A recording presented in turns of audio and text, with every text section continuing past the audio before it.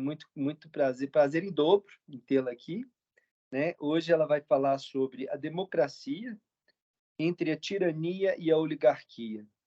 Estou eu aqui pensando que é um tema muito atual. Vamos ver se confirma isso.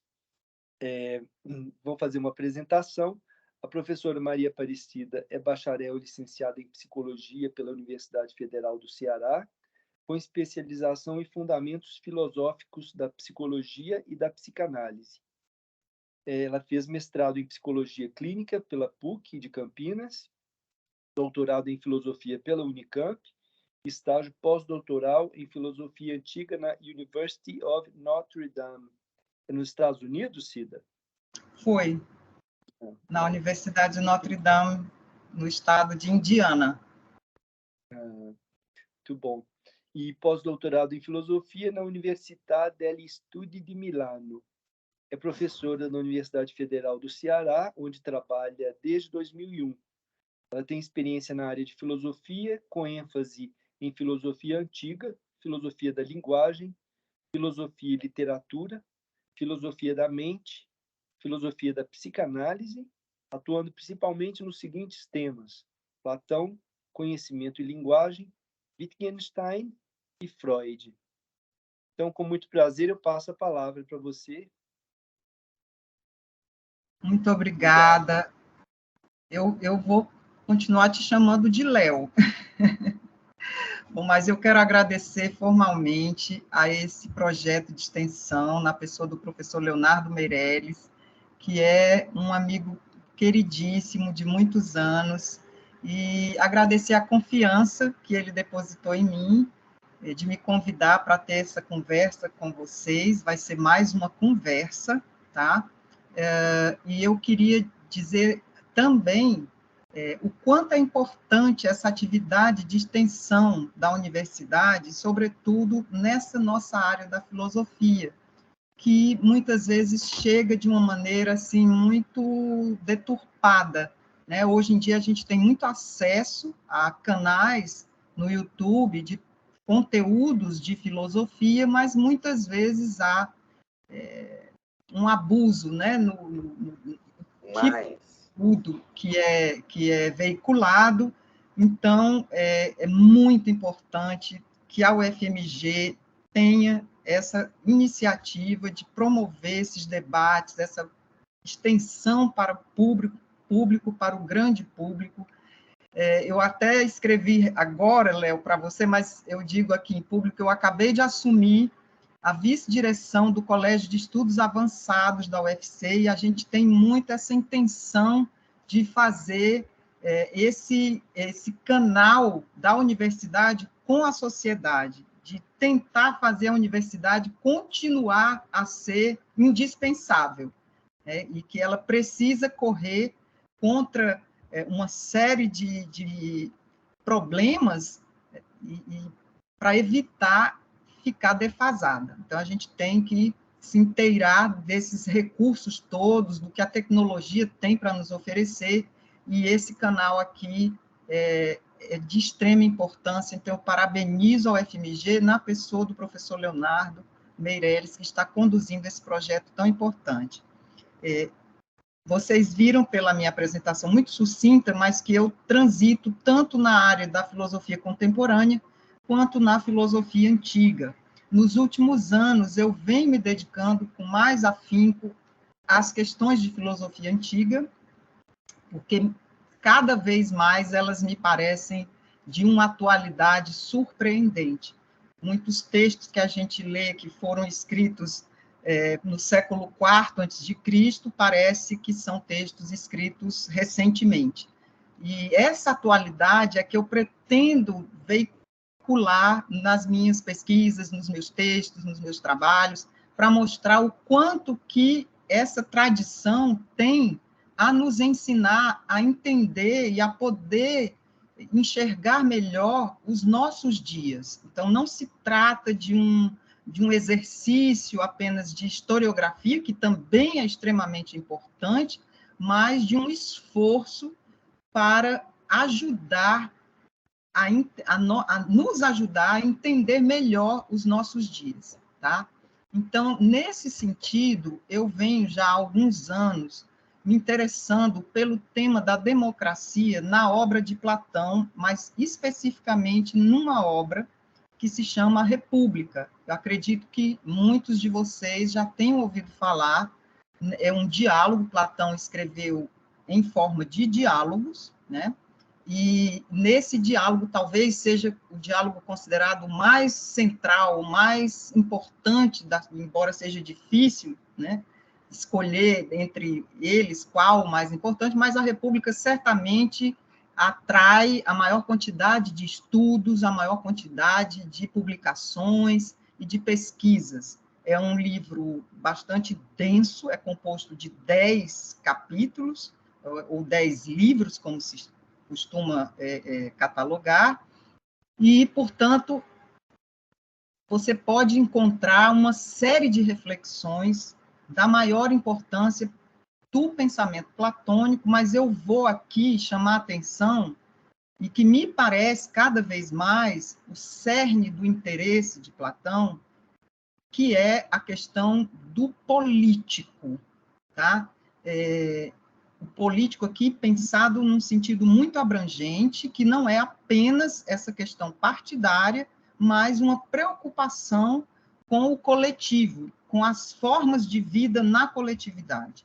E o que tem me chamado muita atenção no pensamento de Platão é que ele traz, na República, uma novidade que até hoje eu não vi nenhum pensador dar continuidade a essa tese tão rica e que traz tantas possibilidades da gente entender a nossa condição diante desse cenário político atual, né? Que é a tese de que há uma equivalência da cidade, aqui entenda a cidade no sentido mais complexo de organização política e administrativa, né? Eles não se tem ainda nesse contexto o termo Estado, então a gente vai usar o termo que é utilizado por Platão, que é polis, cidade em grego,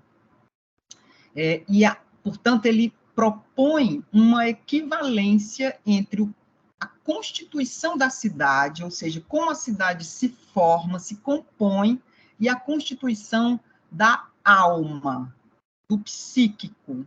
Então, é como se tratasse da mesma coisa. A cidade é uma alma aumentada e a alma é uma cidade diminuída. Trata-se, portanto, eu gosto muito de usar a metáfora da relação de espelhos. Então, para que a gente possa entender o que se passa no plano coletivo, no plano do político, é preciso também lançar mão do que se passa na alma individual. E essa analogia cidade-alma, ela traz uma riqueza de possibilidades, porque, inclusive, nos ajuda, muitas vezes, a entender por que certas formas de governo parecem se repetir, parecem retornar, parece haver algo que não engata, né? Parece haver algo que se perpetua nas diversas constituições de governo, em diversos continentes, né? E essa reflexão especificamente, ela atualmente tem me interessado o retorno de regimes autoritários espalhados pelo mundo, não é um fenômeno local no Brasil, é um fenômeno internacional, e o quanto que esses regimes autoritários emergem do interior da democracia. Eles são eleitos democraticamente. Então, como que a democracia, que é um regime que preza pelos direitos, e um dos direitos é o direito à liberdade, e aí entendido a partir de uma série de parâmetros, mas o aspecto da liberdade é central na democracia. Como é que um regime que preza pela liberdade permite que emerja do seu interior um regime em que as liberdades são violadas, são impedidas, são, inclusive, havendo perseguição, prisão, tortura, e tudo isso que a gente costuma ver ao longo da história.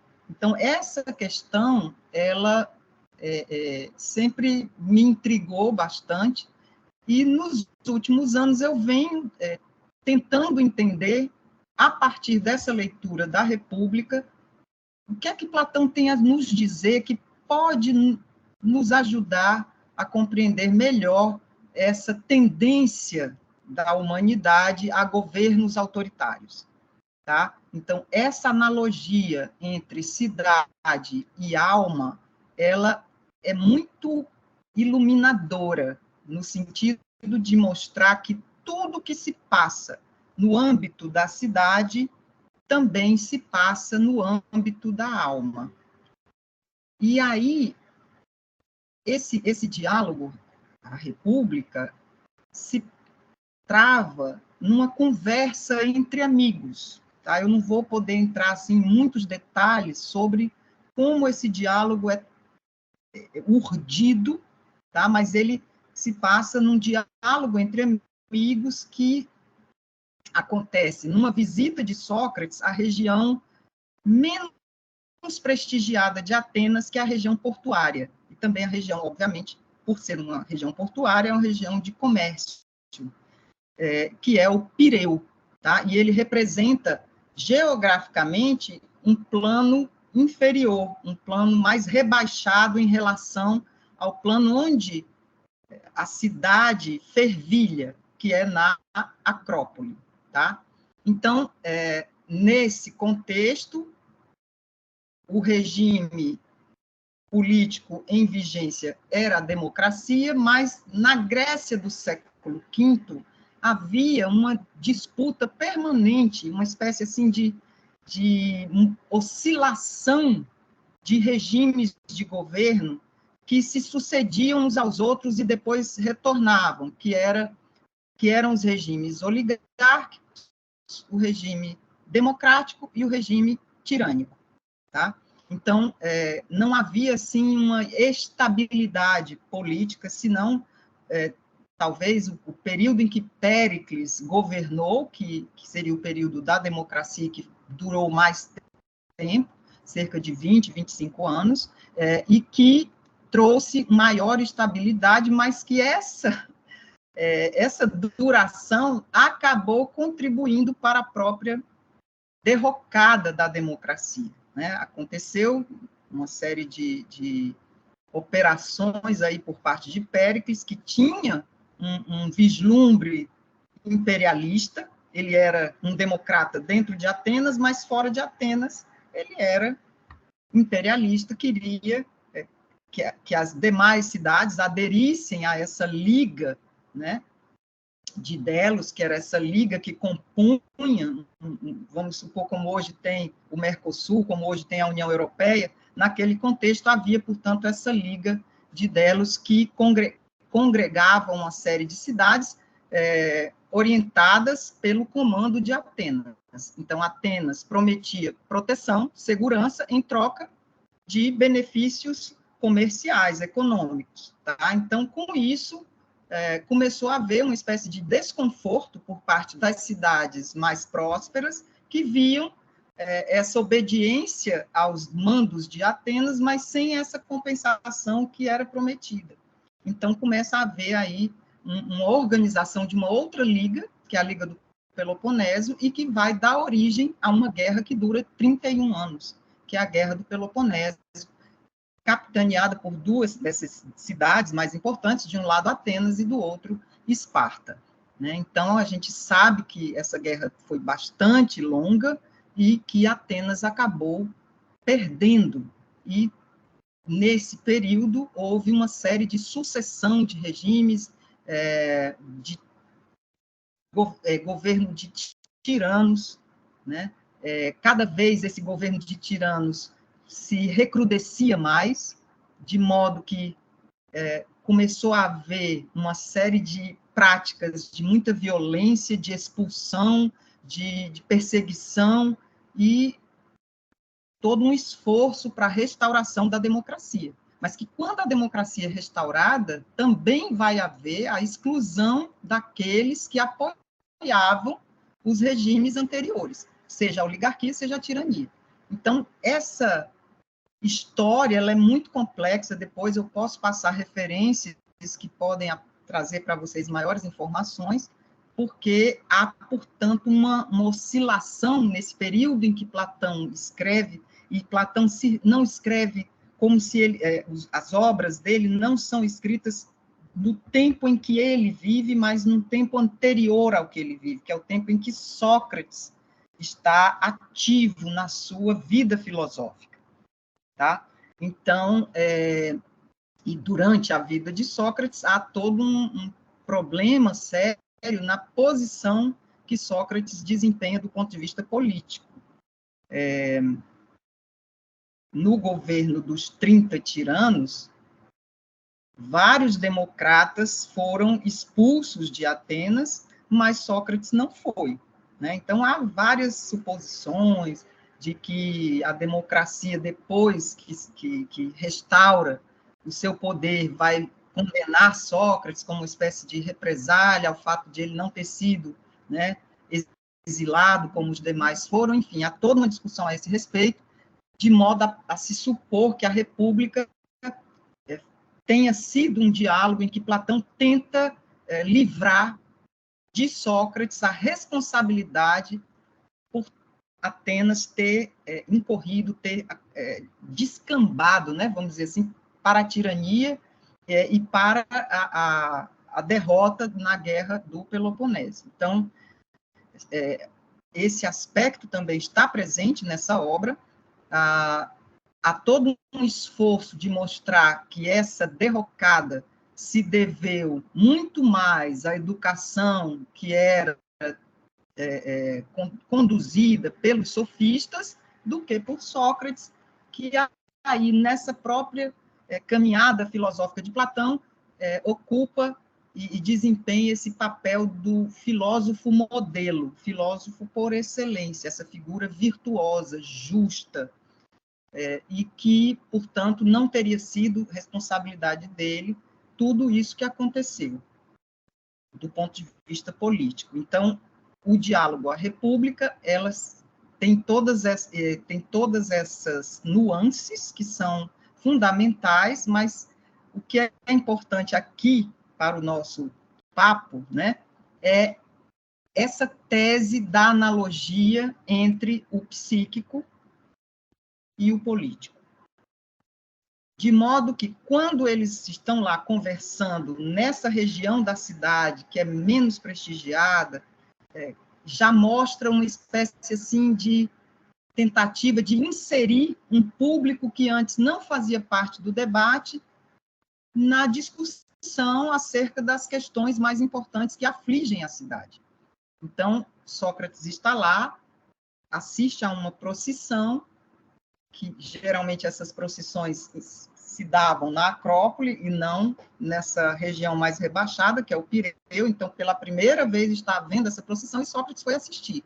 E ele disse que ele estava querendo ver os jovens interessados em debates filosóficos que estariam por lá, e também as disputas de corridas de cavalos. E aí, nessa discussão, eles começam a indagar sobre qual a vida mais feliz. Quem é mais feliz nessa vida? A ponto de se chegar a perguntar que vida nós devemos viver para sermos felizes. Isso inicia-se com uma discussão com um dos personagens do diálogo que só aparece no primeiro livro, que é o Céfalo, que é um homem velho e que já se aposentou, já está naquela fase de pensar na morte, no que vem depois da morte.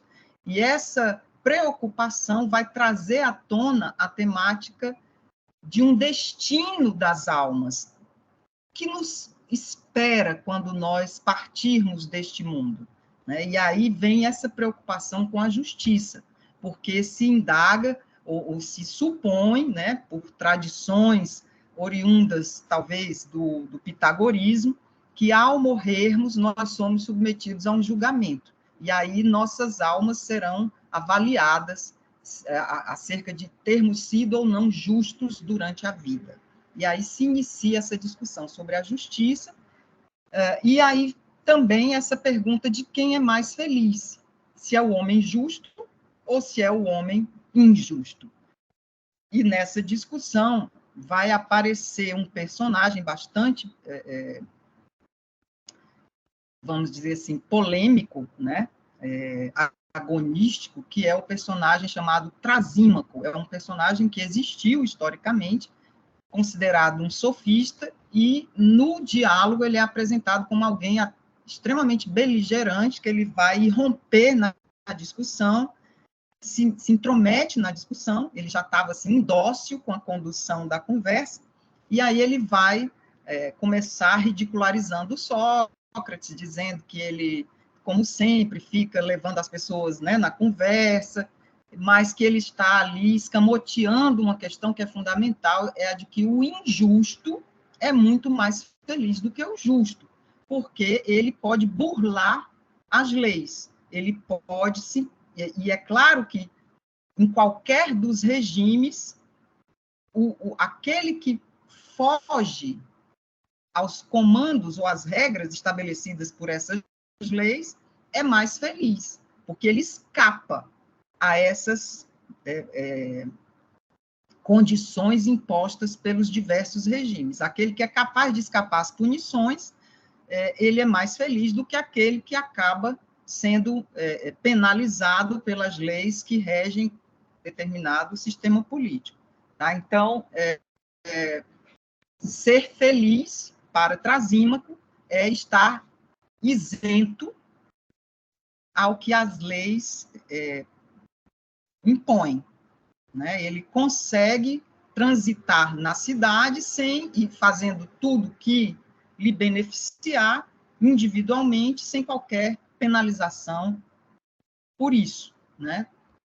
E aí ele vai mencionar que a figura mais feliz, nesse sentido, é a do tirano, porque o tirano é simplesmente aquele que faz o que quer, ele tem uma liberdade extraordinária e submete os demais, os governados, a fazer o que ele mandar.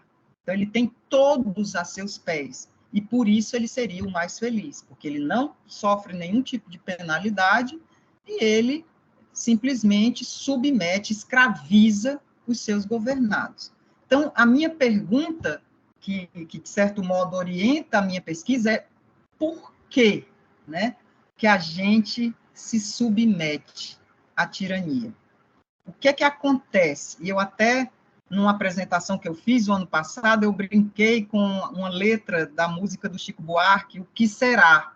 Né? Não sei se vocês são jovens demais para terem ouvido falar nessa canção, e se chama O Que Será, Que Será? O que será, a flor da pele. E aí eu tinha colocado como título O Que Será, que dá dentro da gente, que não devia, que desacata a gente, que é tirania.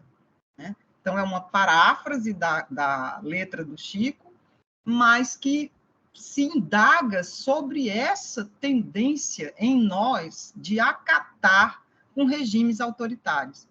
E que, muitas vezes, se a gente considera só o cenário político, coletivo, a gente não consegue entender o que faz com que hordas de pessoas, né, simplesmente sejam cooptadas, capturadas, para se submeter a uma figura, muitas vezes, assim, ridículas, né?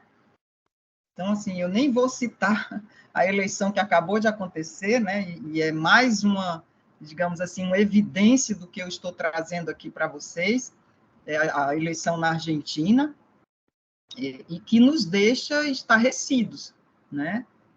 Que pode levar tanta gente a se dobrar a esse formato autoritário, de teor fascista, que vai, digamos, surgir como um salvador da pátria, né? Que vai resolver todos os problemas que que os outros regimes não conseguem resolver. E quando se tem, ao final, é um governo trágico, desastroso, que só faz piorar o que já era ruim. Então, é esse ponto, né, essa aparente contradição que traz essa indignação da nossa parte. E o que é interessante na República é que o Sócrates, que é o personagem central, a gente não pode pensar que Sócrates é o Platão, né, travestido de outro personagem, não, é mais um dos personagens platônicos, mas que ocupa, nesse contexto, esse lugar do filósofo, né? Então, Sócrates vai levantar a seguinte tese, de que a tirania, ela emerge do interior da democracia, ela não é uma contradição, não é para a gente se assustar, porque da democracia vem a tirania, ela é uma consequência, a democracia é a antessala da tirania, tá? E ela, de certo modo, e o título da minha apresentação foi colocado dessa forma, a democracia ela ficaria intermediária entre a oligarquia e a tirania. Então, o que é interessante, no livro 4º da República, Sócrates vai falar que o problema da cidade é que ela não seja una. Isso significa que essa cidade seja homogênea? Não. Essa cidade não pode ser homogênea. Nenhuma cidade pode ser composta por apenas um tipo de cidadão. A cidade ela tem, por natureza, uma característica heterogênea. Ela é composta por cidadãos diferentes, com habilidades diferentes, com pendores diferentes. E isso vai exigir da cidade uma capacidade de administração, de condução, para que toda a cidade possa extrair o maior grau de felicidade possível, mas do ponto de vista coletivo. Então, a felicidade individual, já que nós partimos do pressuposto de que o psíquico equivale ao político, a felicidade individual depende da felicidade do coletivo. Então, uma das características de uma cidade justa, que é a discussão da República, já que eles estavam falando quem é mais feliz, o justo ou o injusto, lembram? No livro 1, Sócrates vai dizer, olha, dizer o que vocês estão aqui falando, mas eu acho que o que a gente precisa descobrir aqui, investigar, é o que é a justiça. Mas o que é a justiça, do ponto de vista de um indivíduo justo, é muito difícil. Vamos ampliar nossa visão, vamos pensar numa cidade justa. E aí eles começam a construir no diálogo, portanto, é uma construção em palavras de uma cidade bela, no sentido de ela ser perfeitamente governada, tá? Então, nessa cidade haveria a justiça, mas isso não implica que essa cidade seja homogênea, implica que ela seja una na sua multiplicidade, ou seja uma só cidade composta por suas diversas dimensões, né? Por exemplo, é preciso que haja um grupo que se encarregue da produção do sustento, né? Portanto, da agricultura, da manufatura e do comércio, daqueles itens que são indispensáveis à sobrevivência. É preciso, já que uma cidade nunca é capaz de prover a si mesma de tudo aquilo que ela precisa, muitas vezes ela vai ter que buscar em outras cidades aquilo que ela não tem, seja por troca comercial, mas às vezes também por guerra, por invasão de território. Então, é preciso que haja um grupo que se encarregue de proteger a cidade contra essas invasões que, porventura, ocorram, quanto também de ser capaz de conquistar novos territórios. E um outro grupo, que pode ser um grupo, deve ser um grupo menor, e às vezes pode ser um só, que vai ser o governante, ou os governantes que vão cuidar dessa unidade na heterogeneidade. Então, essa ideia de que a multiplicidade não impede a unidade, desde que haja uma boa governança. E a tese da República, que Sócrates vai apresentar, é de que o melhor governante deve ser o filósofo. E qual é a característica básica dessa cidade para que ela seja justa? É a de que não pode haver uma cidade que não seja una. O que é isso, né? Como é que essa cidade se divide? Ela se divide no momento em que começa a haver os dois maiores males de uma cidade, que são a riqueza e a pobreza. Então, se a cidade dispuser de um grupo que é rico e de um outro grupo que é pobre, ela não pode ser justa. Ela vai ser, de antemão, uma cidade injusta, porque os ricos vão se encarregar de explorar o trabalho dos pobres e acumular cada vez mais a sua riqueza para seu próprio usufruto, e os pobres vão, muitas vezes, se revoltar para tentar conquistar ao máximo aquilo que for, o que sobrar ou o que for possível negociar com os ricos.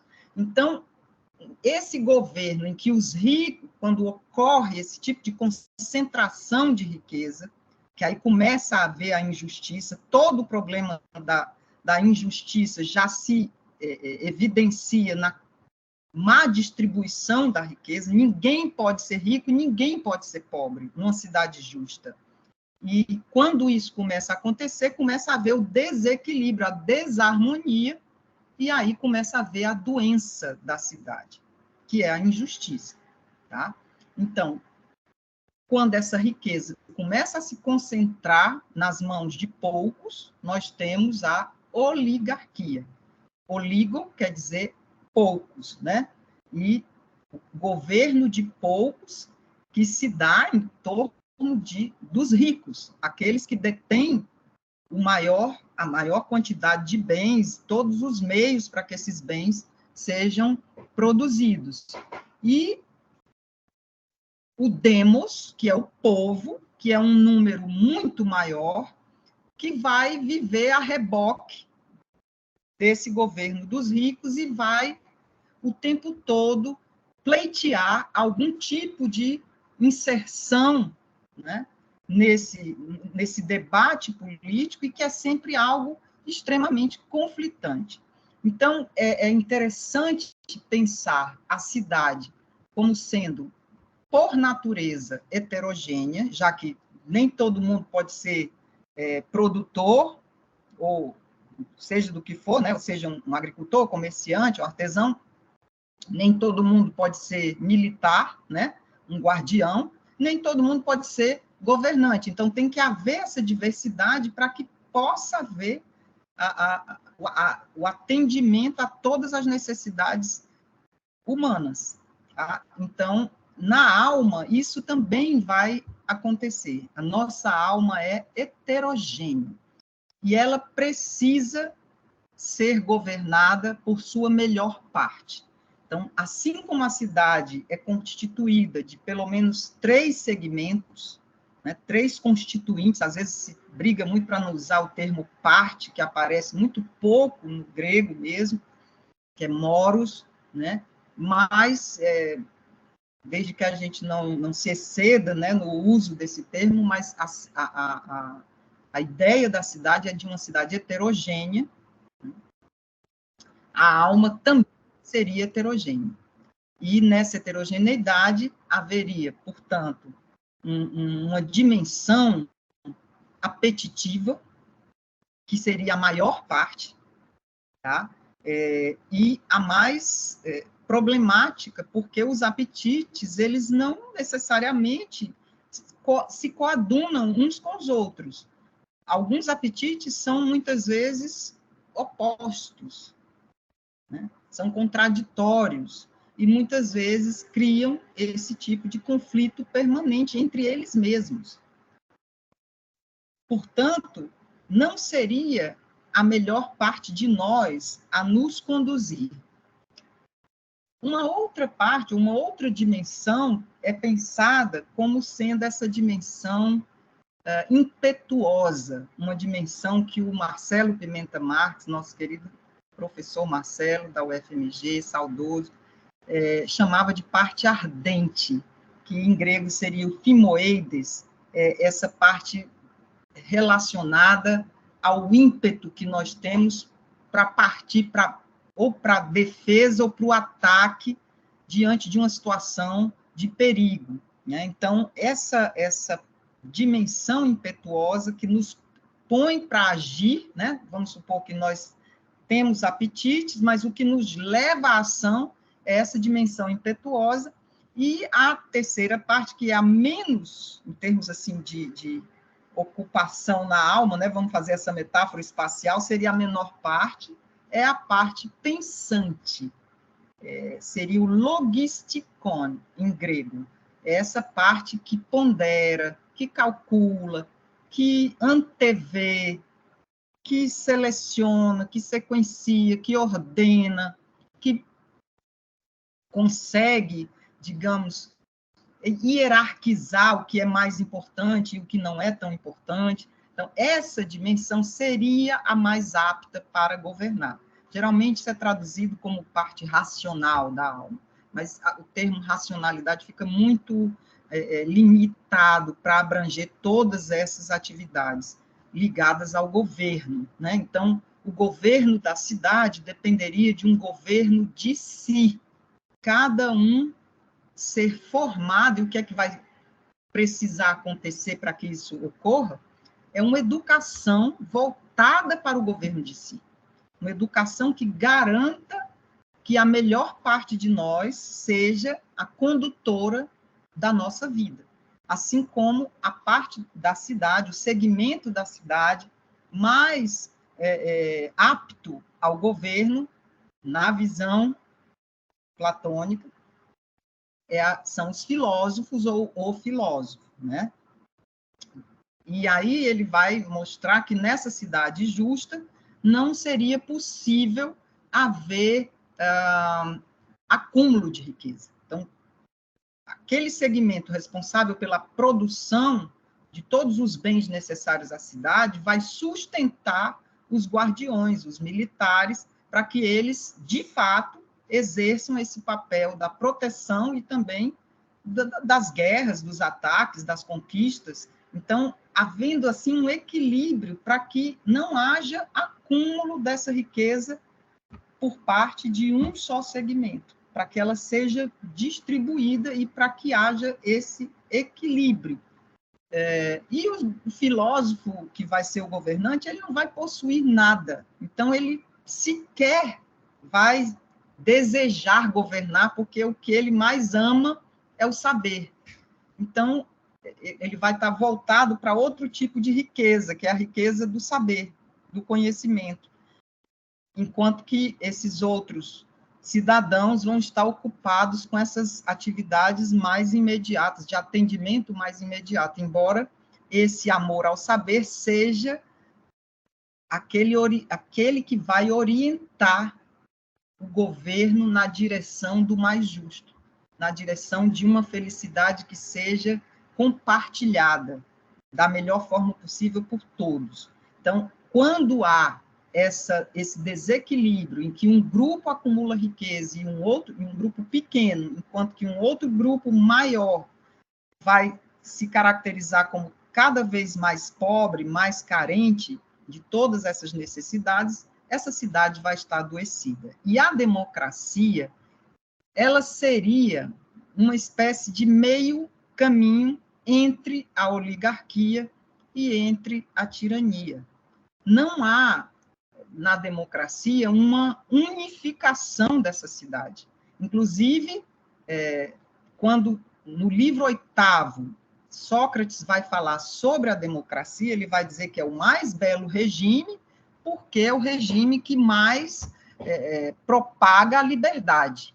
Só que é uma liberdade equivocada, porque a liberdade que liberta é aquela que é orientada pelo amor ao saber. Quando nós somos capazes de examinar uma determinada questão, uma determinada proposta, o que será que nós fazemos para o nosso coletivo ser melhor, quer dizer, essa capacidade de planejar, de antever, de organizar, não é, portanto, vamos dizer assim, um objeto dos prazeres, tá? Mas da reflexão, ou um prazer pela reflexão e não um prazer pelo atendimento imediato dos apetites. Então, a democracia, segundo Sócrates, no livro 8º da República, ela confunde as liberdades, ela confunde o que é igual e o que é desigual, ela trata como igual o que é desigual. Então, essa metáfora eu acho muito interessante, porque claro que quando Platão põe Sócrates para dizer isso, pelo menos como eu vejo, ele está falando de que a democracia ela mascara, né? Ela finge que fornece uma condição de igualdade para todos, quando ela sabe que ela está governando uma cidade que é constituída por desiguais, né? Mas só que no contexto em que Sócrates fala isso, ele logo vai acrescentar, ele emenda, né? Dizendo o que é igual e o que é desigual são os desejos. Então, ele volta para uma reflexão do psíquico. A democracia confunde os desejos necessários com os desejos desnecessários. Ela trata como iguais, quando eles não são. O que é necessário, né? Segurança, saúde, educação, habitação e, claro, prazeres que sejam, digamos, bem conduzidos, não podem ser desmedidos. E o que é desnecessário? O acúmulo de riqueza, a opulência, né? ou você... Em outras palavras, em grego tem uma palavra que é pleonexia, que é esse excesso, é esse empanturramento, seja de comida, seja de bebida, seja de riqueza, é tudo aquilo que nos torna empanturrados, excessivamente plenos, né?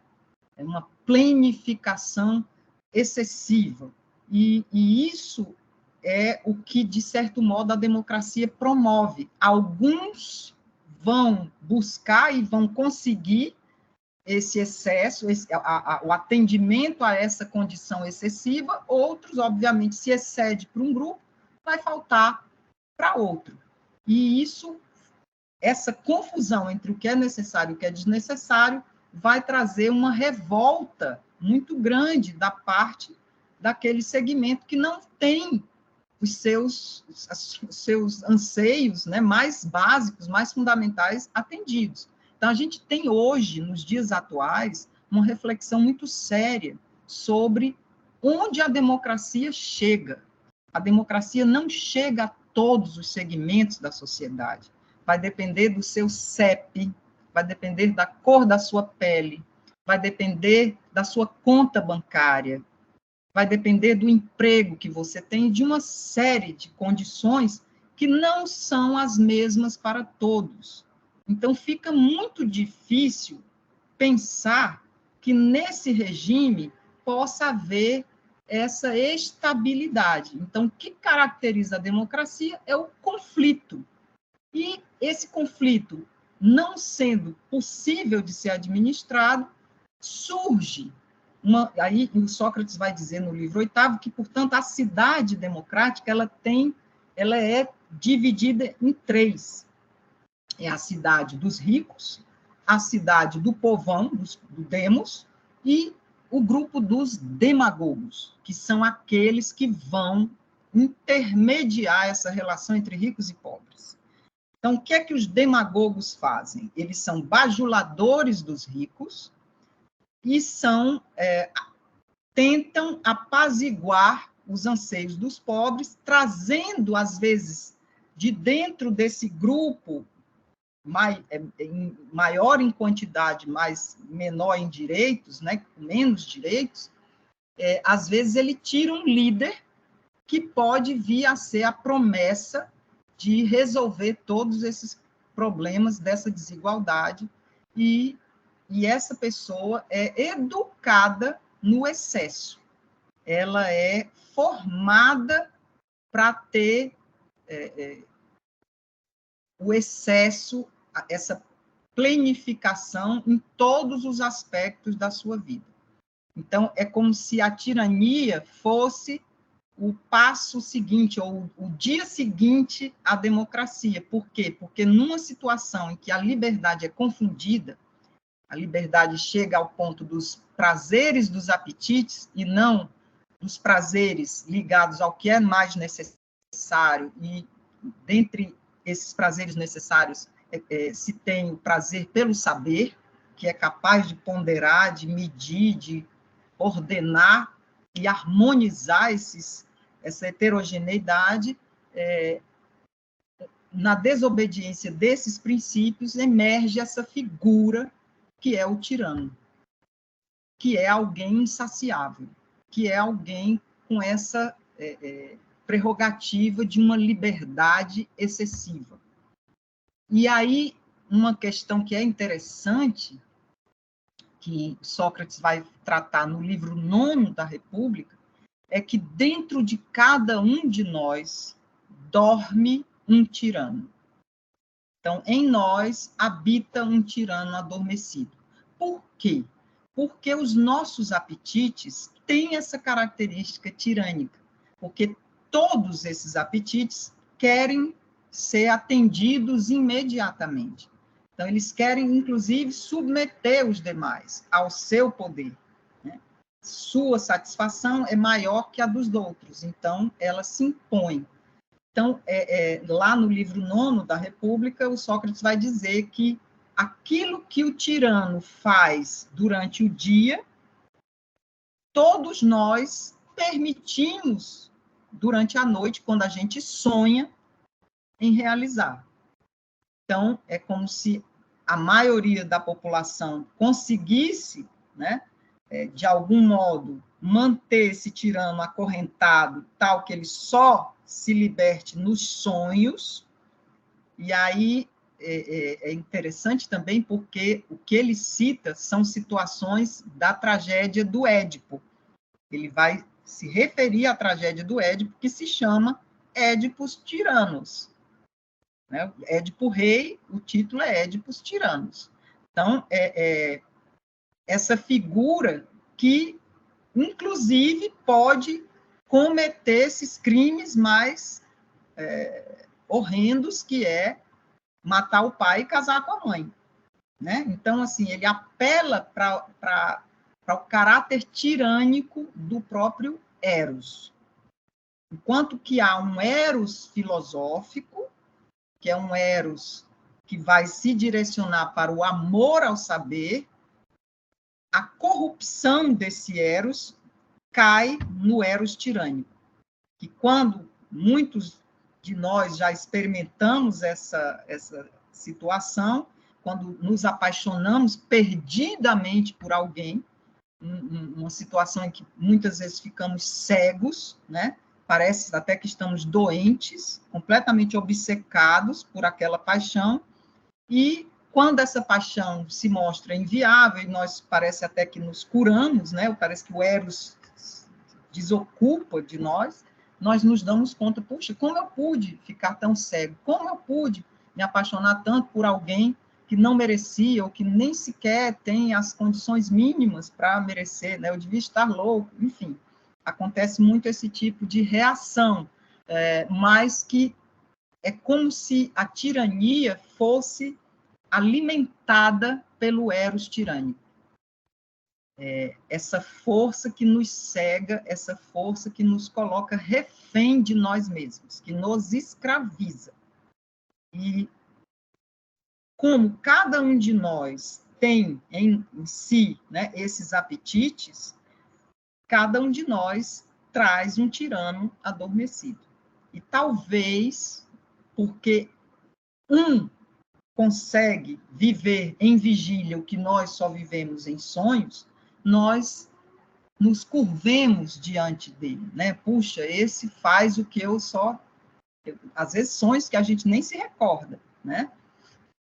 Então, essa atração, essa fascinação pela figura do tirano, talvez possa ser explicada, ou pelo menos compreendida, a partir dessa tese da analogia entre cidade e alma, em que cada um de nós traz um tirano, e que, muitas vezes, nossas vidas podem ser conduzidas de modo tirânico, porque os nossos apetites assumem o governo de nós mesmos, e aí nós nos desgovernamos, nós nos tornamos escravos dos nossos apetites, confundimos o que é liberdade com licenciosidade, né? A gente está vendo muito isso no debate atual, achar que liberdade é poder ofender quem a gente quiser, poder dizer as maiores injúrias, poder inventar as maiores mentiras, porque simplesmente eu não posso ser impedido da minha liberdade de falar, quando não é isso,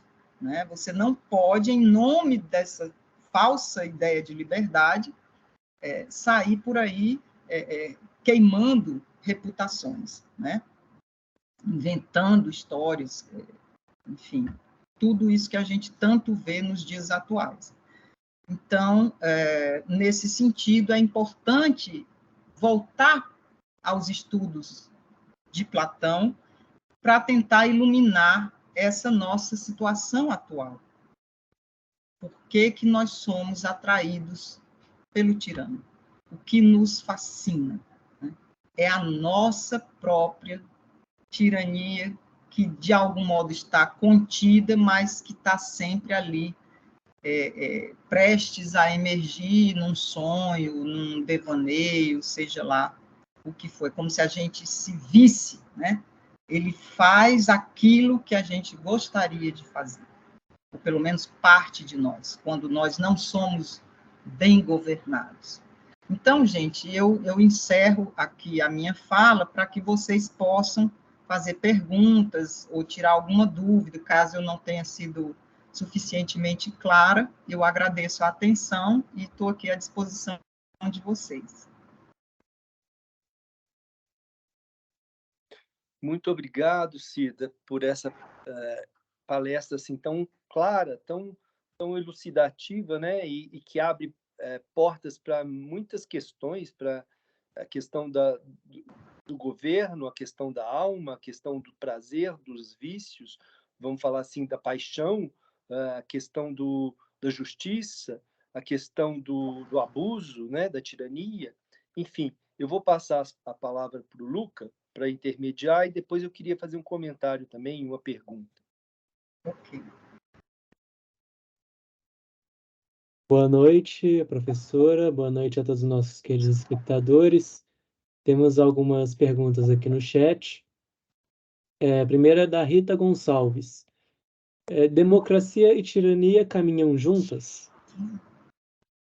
Eu vou responder uma por uma, né? Então, obrigada, Rita, por sua pergunta. O que eu tentei mostrar é que a tirania não é uma coisa oposta à democracia. Ela surge das entranhas da democracia. Ela é previsível, porque em algum momento ela vai se desestabilizar, e dessa desestabilização, que já é constitutiva da democracia, surge a possibilidade de um governo, de um governante tirânico. Então, é mais no sentido assim de mostrar que essa aparente contradição não se dá, porque a própria democracia ela já tenta administrar o inadministrável, que é a desigualdade entre ricos e pobres. Não sei se eu deixei claro, se a minha resposta te satisfez, mas eu posso tentar explicar melhor. A gente tem mais algumas perguntas, depois se a Rita tiver mais uma dúvida, ela pode enviar aqui pelo chat mesmo, ou então falar com microfone e câmera abertas. Mas a próxima também é da Rita, né? Ela perguntou: a democracia é permissiva? Então, a gente está vivendo um momento atual de defensores da democracia que em nada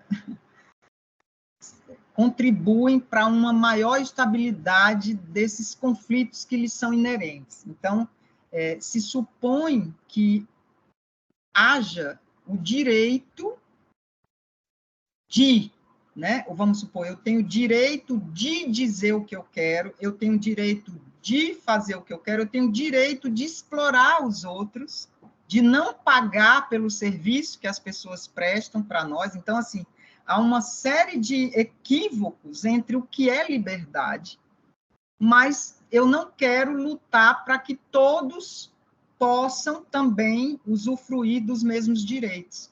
Então, não é uma liberdade é uma liberdade de. Né? Isso é muito interessante, eu escutei essa diferença, achei muito elucidativa num programa do YouTube. Né? O clamor desse segmento político que defende a democracia é uma liberdade de explorar as pessoas, uma liberdade de se manter cada vez mais rico. E se existem os pobres, é porque eles não se esforçam suficientemente para conseguir o que os ricos conseguiram. Então, tem um equívoco nessa concepção e que contribui para o fosso entre ricos e pobres ser cada vez maior. E uma educação que é, digamos, fornecida para esse grupo mais pobre, que é uma educação que nunca vai dar a eles a chance de concorrer de igual para igual nas disputas pelos melhores empregos, pelas melhores condições. Então, nesse sentido, as democracias, tal como elas são, né, elas acabam confundindo esses valores, né? É uma confusão de valores. É você valorizar o acúmulo, o excesso, mas não perceber que na desarmonia, no desequilíbrio, não pode haver felicidade. Porque o rico, ele vai viver com medo. O tirano é aquele que não pode confiar em ninguém.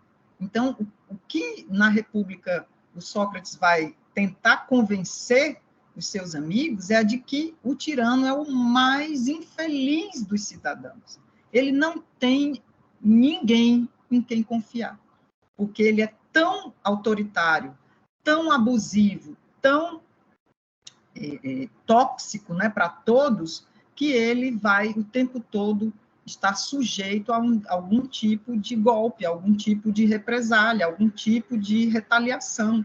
Então, o tirano, nesse sentido, ele não dorme, ele não tem sossego, ele não pode confiar nem na sua família, né? E a gente vê isso na história, né? O quanto que nas monarquias e as tragédias de Shakespeare mostram muito isso, o quanto que os pais viviam com medo dos filhos, né, de serem envenenados e vice-versa. O quanto que havia esse receio, esse temor do monarca ser envenenado, ser apunhalado pelas costas, enfim. Simplesmente é um tipo de situação em que quem ocupa esse lugar não tem como usufruir do que ele mais imagina que teria, que é a felicidade. O que mostra que a felicidade ela precisa pressupor uma maior condição de coletividade, todo mundo usufruir da melhor forma possível esses direitos, né? Ela respondeu: entendido, obrigado. Tem agora uma pergunta do Luiz Alemar, que ele diz: o problema da democracia, então, é o sistema de organização da produção? Se conseguisse distribuir a riqueza igualitariamente, não haveria necessidade de democracia? Então, não se trata disso, de não haver a necessidade da democracia, mas como a democracia se estrutura, né? Se ela é estruturada nessa perspectiva vamos trazer aqui a reflexão para a atualidade. Nessa perspectiva liberal, em que há essa confusão de valores, né, em que você, por ser educado nesse contexto liberal, você acha, e sendo mais privilegiado por uma série de fatores, seja a cor da pele, seja a classe social, a religião, a orientação sexual, o gênero, né? Vai depender o quanto que você consegue obter esses direitos. Se isso não for devidamente distribuído, essa democracia ela está fadada ao fracasso. Mas é possível pensar uma democracia pautada em outros pressupostos. Esse é o esforço. Mas essa democracia liberal, ela necessariamente vai assim, trazer um conflito, muitas vezes, inadministrável, porque o fosso é muito grande. Então, trazendo aqui para os dias atuais, o desafio é pensar como a democracia pode ser redesenhada, e não é fácil, né? E a gente está vendo o contrário disso, a gente está vendo um movimento que está puxando a democracia para a tirania, né? Cada vez mais, e isso coloca essa discussão no centro, né, das nossas preocupações. Como nós podemos pensar a democracia em termos que não sejam o desse liberalismo ou do neoliberalismo. Tá? Então, surge essa questão. Não é que a democracia não seja necessária, mas ela necessariamente precisa ser repensada. Embora o caminho que esteja sendo traçado seja na direção oposta a isso. Como é que isso vai? E a gente tem pautas urgentes, né? Talvez em torno da situação climática, né? A gente possa se reorganizar, já que esse fosso gera um desequilíbrio ecológico muito grande, né? E isso ameaça a vida de todos, e aí nós tenhamos que nos reorganizar em torno dessas pautas. Pode ser um grande meio de redesenho, né, da sociedade, redistribuição, uma série de mudanças que são prementes. Ou isso, ou o fim de todo mundo.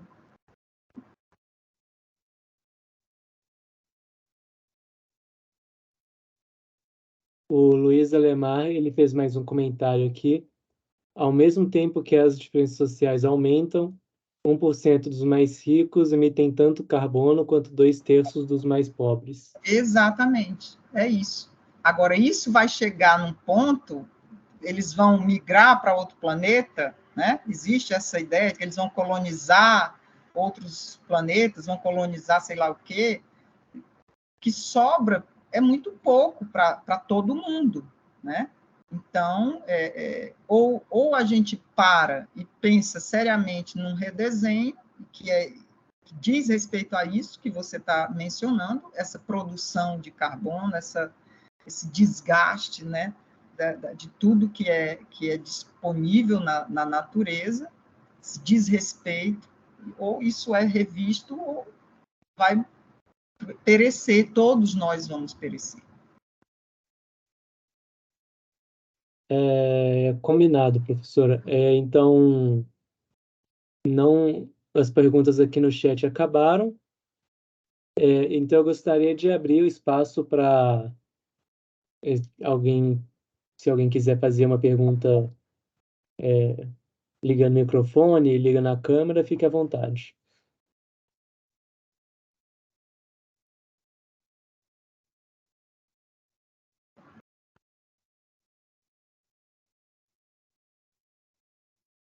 Enquanto isso, eu vou fazer a minha pergunta, enquanto alguém prepara a sua. Quer dizer, eu vou fazer umas observações aqui que eu me senti assim, provocado com a sua palestra em vários sentidos, mas vou colocar um ponto que me provocou aqui. A questão do acúmulo. Né? Quando você falou do acúmulo, as pessoas procuram o acúmulo. Né? O tirano é o acúmulo. acúmulo de poder, acúmulo de riqueza, acúmulo de dinheiro, acúmulo de alimento, né? Eu fiquei pensando, algumas pessoas que eu encontro, e eu tenho visto isso um pouco, eu tenho tido contato com algumas pessoas de idade, e que elas chegam para mim e falam: na minha idade eu não quero nem saber mais, eu quero comer à vontade. Aí tem gente que fala assim: na minha idade eu quero beber minha cervejinha. E quando fala, e assim, é lógico que de certa forma eu entendo essa tirania, né, que a pessoa faz, né, essas paixões liberadas, né? E quando a pessoa fala em beber cervejinha, por exemplo, estou lembrando de uma pessoa aqui, a cervejinha dela é beber todo dia. Então não é oinha, é ona, né? Mas dizendo assim, nessa idade eu chutei o balde, se fosse assim. E aí eu fico pensando nisso que você coloca, né? A questão de, ou seja, essa busca de prazer do que o tirano tem em mais alto grau, né? Ele manda em quem ele quiser, apesar dele morrer de medo de ter alguma coisa no café da manhã, ele tem o prazer de mandar e ser obedecido pela força, sem falar de outras pulsões, inclusive, né? Que são satisfeitas e não são limitadas pela lei, igual você mesmo falou, né? Mas isso me faz pensar também, em termos de prazer também, né? No valor da medida, né? No valor da democracia, enquanto quando você fala do saber, no valor do sentimento de justiça, e eu não ter mais, aquela coisa. À medida que você ia falando, eu ia pensando isso. Você ia falando pleno, eu ia sentindo aquela pessoa assim, empanturrada de comida, empanturrada de dinheiro, empanturrada de poder. E quanto que isso, ao mesmo tempo, é um vício, e os vícios, eu não posso dizer que os vícios, né? Eu acho que nenhum de nós pode dizer que os vícios são ruins, no sentido de que o vício, tanto ele é tão bom que a gente permanece nele, a gente não consegue sair dele de tão bom que ele é. Então, assim, há alguma coisa nesse mau hábito repetitivo que nos prende por causa do prazer. Então, claro que é prazer. Mas, ao mesmo tempo, me fez pensar no valor e no prazer e no tamanho do prazer que é proporcionado pela medida. É um outro tipo de prazer, mas eu acredito que um prazer não só superior, quanto melhor, no sentido mesmo de prazer. Eu vou chamar isso de um prazer rarefeito, um prazer daquele que você come e você se alimentou muito bem, aquela comida é gostosa, mas você ainda fica com fome um pouquinho, mas você não come. Você saciou, mas ainda sobra um pouquinho de fome. E como que esse espaço de falta também é prazeroso. Ou seja, você governa, mas não manda em todos, você respeita as diferenças. Na democracia, você leva em conta o todo, além do seu só. Então, assim, e isso pela via do prazer, pela via do saber, pela via da justiça. Então, como que isso é superior, né? Eu queria depois falar, mas acho que não é o caso, que é muita coisa, sobre isso que você teceu, sobre a democracia, sobre os tempos que nós estamos vivendo agora, que são tempos de empanturramento, eu acho, e quando as pessoas estão assim já desesperadas, às vezes não tanto pela miséria, sem dizer que não haja miséria, há miséria no mundo, mas muitas vezes essas pessoas que são movidas por sentimentos abruptos de apoiar governos que vão até contra elas próprias, essa vontade de rebentar tudo, de mudar tudo, e de acreditar nisso, mesmo que isso não aconteça, mas de um salvador que chega, olha, eu vou dolarizar tudo, vou fazer tudo, vai mudar a economia toda.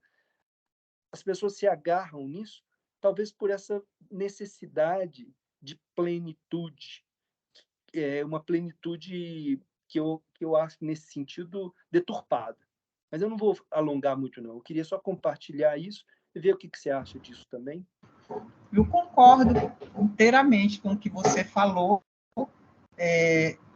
A questão vai ser, né, uma educação dos prazeres. Nós precisamos aprender o valor dos prazeres, porque às vezes a gente se equivoca, né? E aí você mencionou que O vício, ele é exatamente esse malogro, né? Porque você está pensando que está usufruindo um prazer, mas esse vício está te tiranizando, porque você não governa mais, você é governado por ele. Então, por exemplo, o usuário de drogas, ele chega a um ponto em que, se ele se drogar, ele vai passar mal.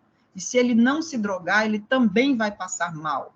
Então, ele chega a esse ponto em que o indivíduo já não tem governo nenhum sobre si, e é a droga ou a necessidade de repor que está governando. Então, essa pessoa chega ao ponto em que ela é privada da sua liberdade. Ela, muitas vezes, é internada, ela é detida, porque ela mesma não é mais capaz de se governar, né? E, muitas vezes, se leva a uma situação em que ela se empanturra e chega a morrer, né? Esse é o ponto, é a gente não ter na nossa educação essa pauta. Não tem escola nenhuma que se volte para a educação dos prazeres e para saber quais são os prazeres necessários e os prazeres desnecessários. O prazer, Platão, ele vai fazer uma hierarquia de prazeres. Então, os prazeres mais duradouros são mais importantes do que os prazeres mais fugazes. Então, o prazer de se empanturrar de comida, logo a seguir você vai passar mal. Então, já não vai mais ser prazeroso, ou de bebida, ou de sexo, ou do que quer que seja, né? Quando esse excesso toma conta, o prazer vai ser cada vez menor e o desprazer vai ser cada vez maior. Enquanto que, quando você tem a medida, como você falou, você é senhor dos seus prazeres, você não é escravo deles. Você não se priva dos prazeres, mas você sabe administrá-los. Então, qual o prazer maior de todos? Vocês podem negar que é a saúde, né? Quando a gente tem saúde, esse bem é inquestionável. Nenhum hipocondríaco vai negar que quer a saúde. Embora ele adore remédios, ele fique o tempo todo ameaçado por doenças imaginárias, mas o que ele deseja é a saúde. Então, esse bem, Platão vai transpor do plano do corpo para o plano da alma e para o plano da cidade. A saúde da alma é fundamental para a saúde da cidade. Nós precisamos educar nossa alma para também cuidar do nosso corpo. Então, vamos supor, no corpo a gente entende com mais facilidade. Muitas vezes nós precisamos de certos regimes de alimentação mais rigorosos para curar uma determinada doença ocasionada por um determinado excesso. Então, quando a pessoa quer comer tudo ou quer beber toda a cerveja que existir, vai chegar um momento que ela não vai poder beber nada, ou ela vai morrer logo, antes do que poderia, né, viver ainda.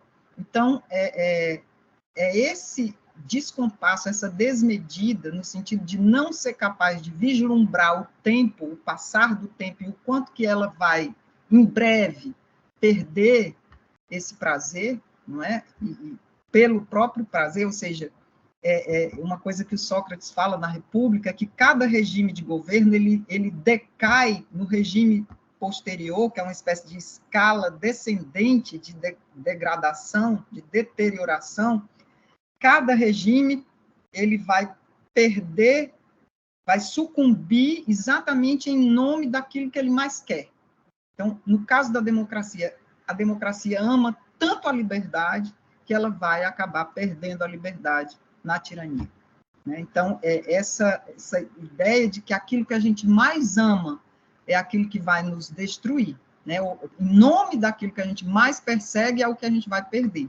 Então, você ama beber, aí vai chegar um momento que a pessoa tem ou uma diabetes, ou um AVC, ou uma doença, um problema cardiológico, ela vai ser privada de qualquer bebida, entende? Então, assim, por não saber educar os próprios prazeres, se perde a fruição prolongada desses prazeres por toda a vida. Se pode beber de modo comedido, durante toda a vida. Você não precisa ser um alcoólatra, né? Ou aquele alcoólatra de fim de semana, ou sei lá, alguém que se excede, que perde a capacidade de se governar, né? Começa a fazer bobagem, começa a dizer o que não deve, a fazer o que não deve com as pessoas, ofender, às vezes atacar, agredir. Quando a gente perde o governo de si próprio, a gente está sujeito a cometer uma série de atos desmesurados e muitas vezes criminosos. E é essa condição, né, essa falta de educação dos prazeres que nos faz perdê-los. Se a gente souber hierarquizar esses prazeres e ir atrás do que é mais duradouro, do que se mantém ao longo do tempo, a gente vai usufruí-los por toda a vida. E a discussão do livro 1 da República é exatamente essa, no início, que o Céfalo, que é aquele personagem que eu falei, aquele velho, que é um velho moderado, ele vai dizer, o problema não é ser velho, o problema é ser desregrado. Então, há uma série de jovens que já não podem mais usufruir dos prazeres da vida porque são desregrados, né?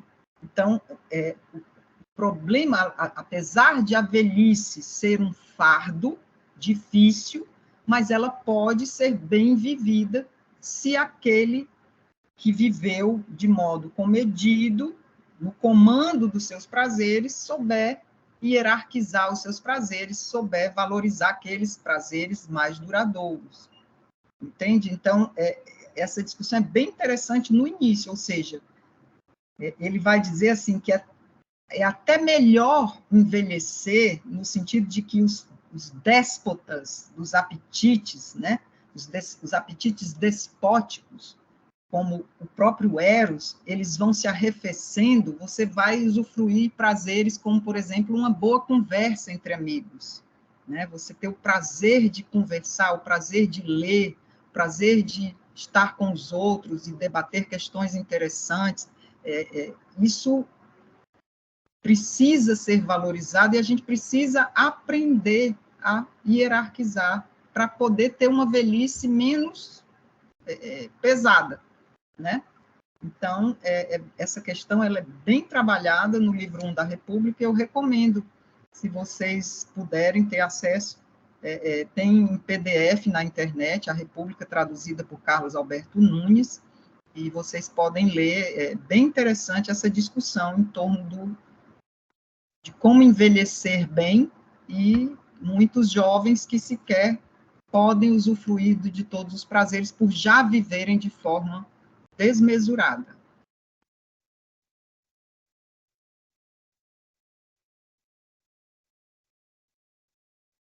Tá ótimo, fica aí para nós a ideia, né? Essa sugestão de ler o livro 1, Como Envelhecer Bem. Eu acho que esse livro deve ser mais interessante do que muitos que a gente compra aí de best-seller, falando de o que você deve e o que não deve fazer. Tem até alguns que são bons, mas a maioria a gente sabe, a qualidade e até o propósito, né? Que é vender. Então tá muito bom. Luca, não sei se alguém tem mais alguma pergunta. Eu acho que a Rita Gonçalves tem mais uma pergunta aqui no chat. Democracia entre a tirania e a oligarquia. Este é o título do livro da professora? Não. Na verdade, foi um tema que eu sugeri e eu estou terminando um artigo que eu vou depois disponibilizar para o professor Leonardo, e ele coloca, eu não sei em que sítio, né, mas dá um link, eu passo para ele e ele pode repassar para vocês. É um texto que está sendo concluído, ele vai ser submetido a uma revista para ser publicado, e está no finalzinho, eu já posso disponibilizá-lo, mas assim, é um trabalho que ainda está em revisão, em estado de revisão. Ele se chamava O que será que dá dentro da gente, que não devia, que desacata a gente, que é tirania. A gente mudou esse título, e eu estou fazendo esse trabalho juntamente com um orientando meu de doutorado. Nós trabalhamos juntos na elaboração desse artigo, e agora ficou apenas O Tirano que Há em Nós, à Luz de República 9, que é o livro da República que trata da tirania. Tá? Obrigado, professora. Bom, então abro agora o espaço mais uma vez para perguntas. Se não houver mais nenhuma, eu passo a palavra para o professor Leonardo, né? Então, fiquem à vontade.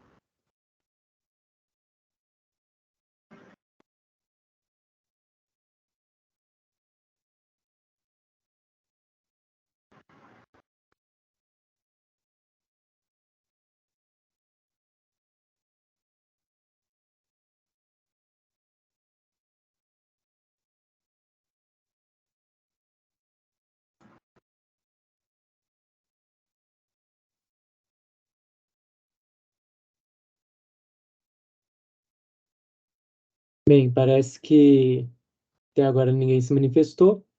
Então, a gente vai fazer o sorteio, professor? Isso mesmo. É um livro que eu traduzi de um autor francês, com um título muito interessante, que é A Ética do Sobrevivente. É uma leitura através do pensamento de Emmanuel Levinas. Então, eu vou colocar ele aqui para vocês, né, como é nosso hábito de vez em quando trazer um livro para sortear, e aí o Lucas sorteia para nós. A gente pede, Cida, você pode esperar um pouquinho antes da gente fechar o programa? Obrigado. Perfeito, então. Vou compartilhar a tela aqui para mostrar para vocês como que vai ser a dinâmica do sorteio, né? Só um segundo aqui.